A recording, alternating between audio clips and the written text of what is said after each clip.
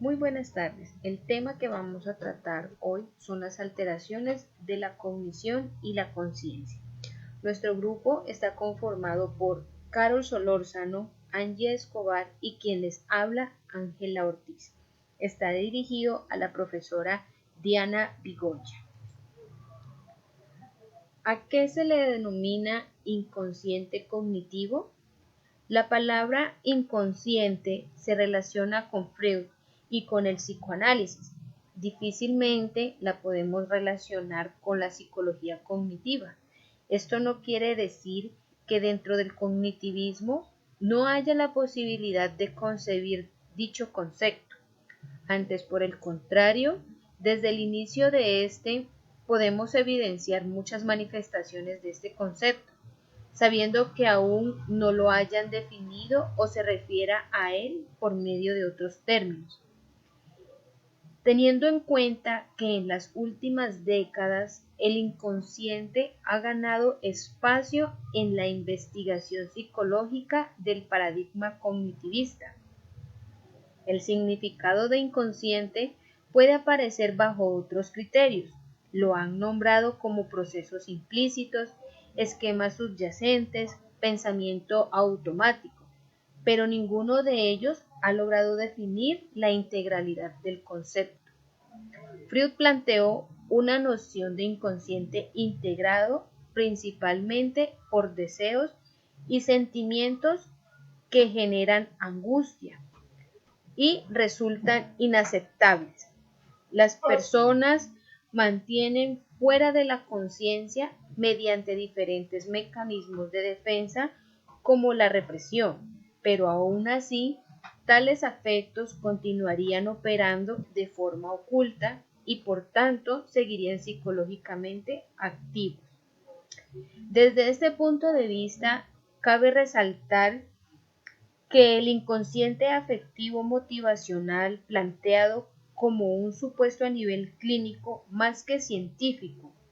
Por su parte, según la psicología experimental, el sistema mental humano, debido a sus limitaciones, no tiene conocimiento consciente de muchos procesos y contenidos cognitivos que pese a ello siguen operativos y tienen incidencia psicológica mediante operaciones automáticas.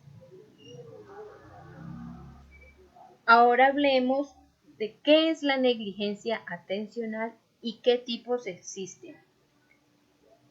La negligencia atencional se define como la incapacidad o dificultad para detectar, atender o responder a estímulos presentados al lado opuesto de la lesión en ausencia de problemas sensoriales y perceptivos.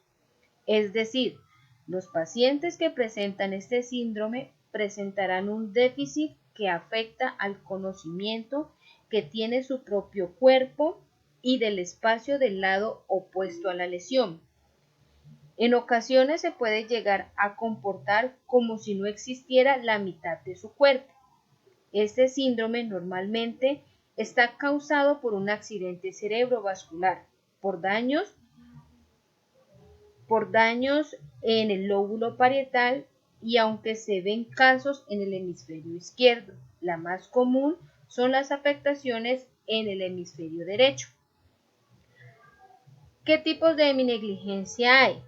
Encontramos la heminegligencia sensorial, que el paciente es incapaz de dirigirse o responder a un estímulo del lado contrario a la lesión cerebral caracterizada por una extensión sensorial. Esto quiere decir que está presentando un estímulo en ambos lados. El paciente solo responderá ante él de su lado menos afectado y no de su lado afectado. Hablemos de la heminegligencia motora. Se presenta una disminución del movimiento o no utilización del brazo afectado por la lesión en los movimientos espontáneos y exploratorios. Puede confundirse con una hemiparesia. La heminegligencia afectiva. La persona rechaza el lado más afectado y se comporta como si no le pasara nada, haciendo caso omiso de este lado de su cuerpo.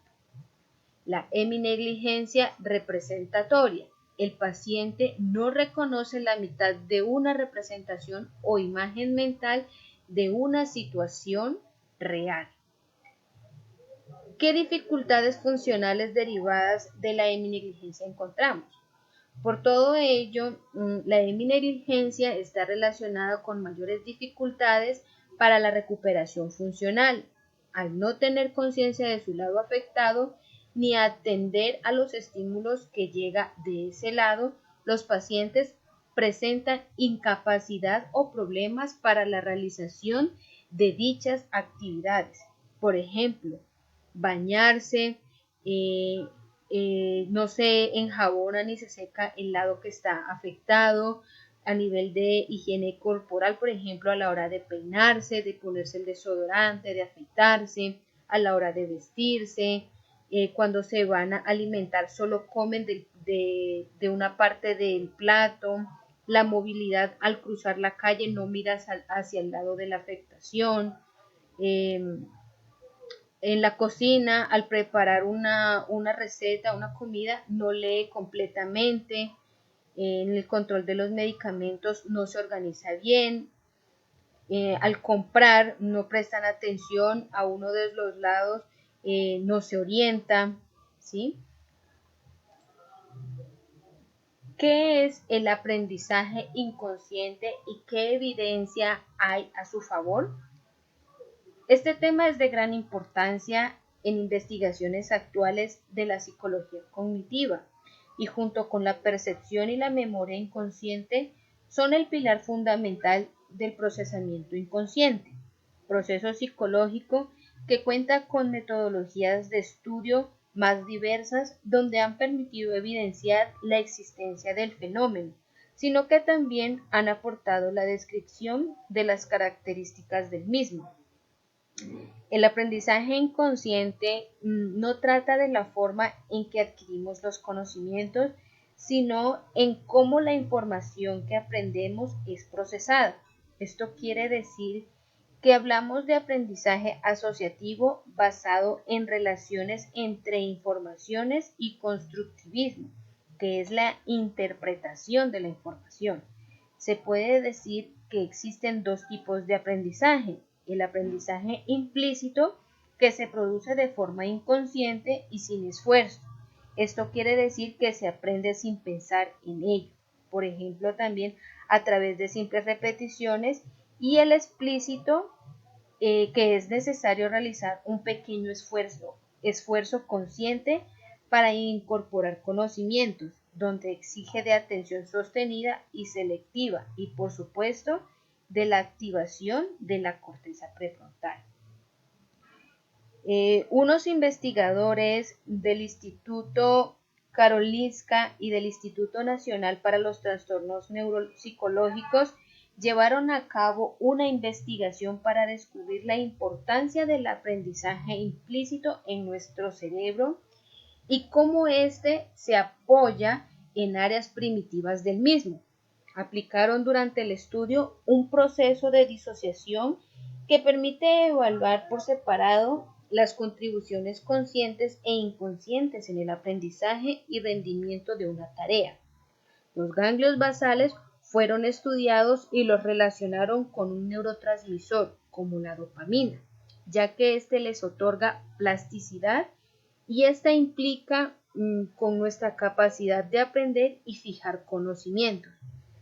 También uno de los receptores, el receptor D2, que también está presente tanto en el aprendizaje implícito como en el explícito.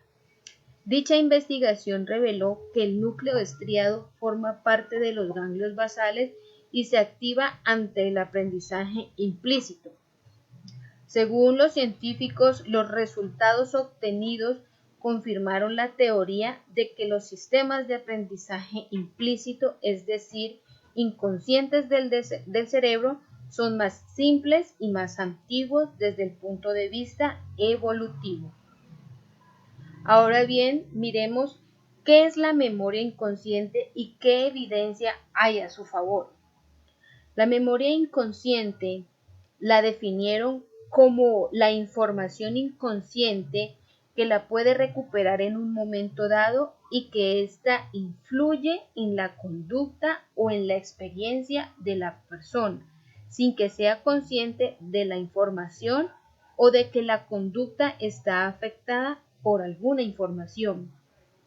Mas, sin embargo, los experimentos que han realizado muestran que la memoria también puede ser inconsciente en el preciso momento de almacenar una información.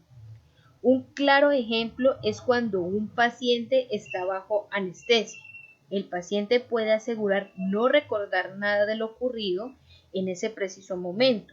Posteriormente, su conducta demuestra que la información cuenta en la información de lo que sucedió mientras estaba bajo los efectos de la anestesia.